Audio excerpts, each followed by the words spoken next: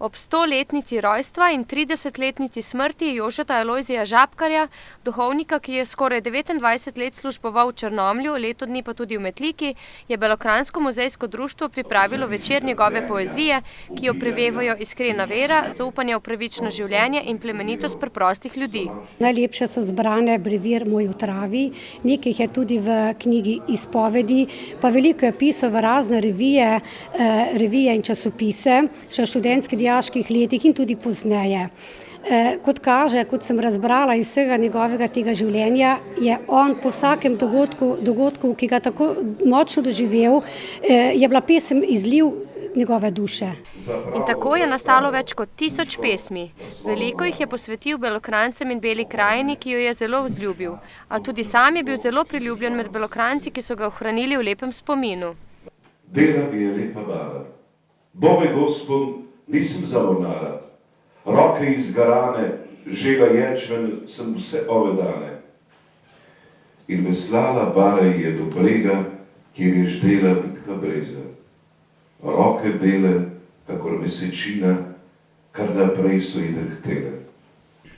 Dramski in gledališki igralec Pavle Ravnohrib, ki je interpretiral Žabkarjeve pesmi, se je prvič srečal z njimi in kot pravi, so ga presenetile.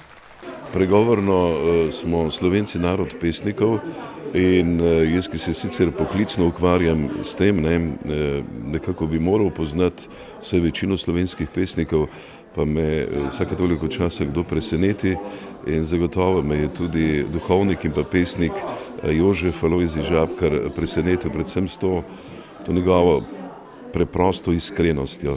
Jože Alojzij Žabkar, ki se je leta 1910 rodil pri Raki v Krški občini, se je vse od srednješolskih let kulturno udejstvoval na različnih področjih.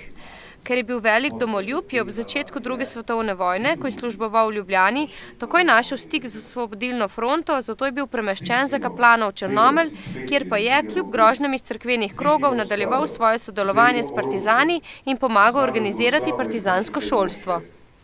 Možje in žene, kruljavi in slepi, brezposelni, potepi, vsi hočemo se osvojiti, svobodo sebi priboriti. Pogajati z nikomer se ne smemo. Od hiše pa do hiše kruha prositi več ne gremo. Dobrine vse so vseh na svetu last.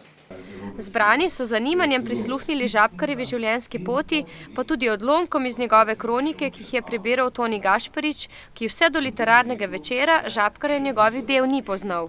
Ne vem zakaj ne, mogoče da je bilo to zapostavljeno še iz prejšnjih časov, ker je bil pač duhovnik in se to ni izpostavljalo.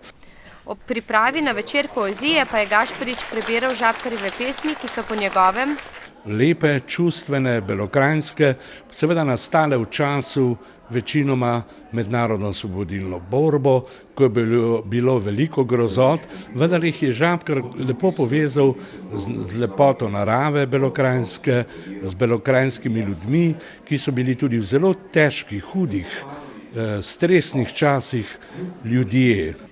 Tudi Anica Kopinič, ki je pripravila scenarij za literarni večer, Žabkarja ni poznala.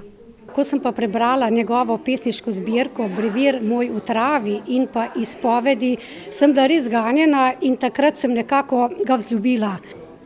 Bil je res plemenit človek s pokončno držo, hkrati je opravljal svoje poslanstvo duhovnika, ostal je zvest cerkvi in Bogu in hkrati zelo ljubi svojo domovino. Menim, da je bil dober pesnik, predvsem pa, da je bil dober človek, da je bil človek brez predsodkov. Bolj kot kakršenkoli nazor je bil pri njem na prvem mestu človek, dodaja Gašparič. Človek s svojim veseljem, človek s svojo žalostjo in človek s svojim trpljenjem.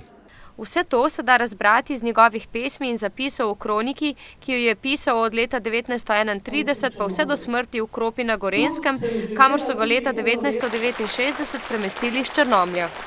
Je vedno tako dobrovoljen, igriv, nasmejan, kot odsevajo tudi vse njegove pesmi. Zdaj veter nov zapihal je v deželo, odnesel strup in divje vozeli. Jekleno voljo delo v nas bo utrdilo, v želji po pravici nas bo odrešilo. Vseh spom in sužnosti nekdanjih dni. Že sveti na obzorju zarja novih dni. Metlika 1939. Literarni večer so popestrile učenke glasbene šole Črnomelj.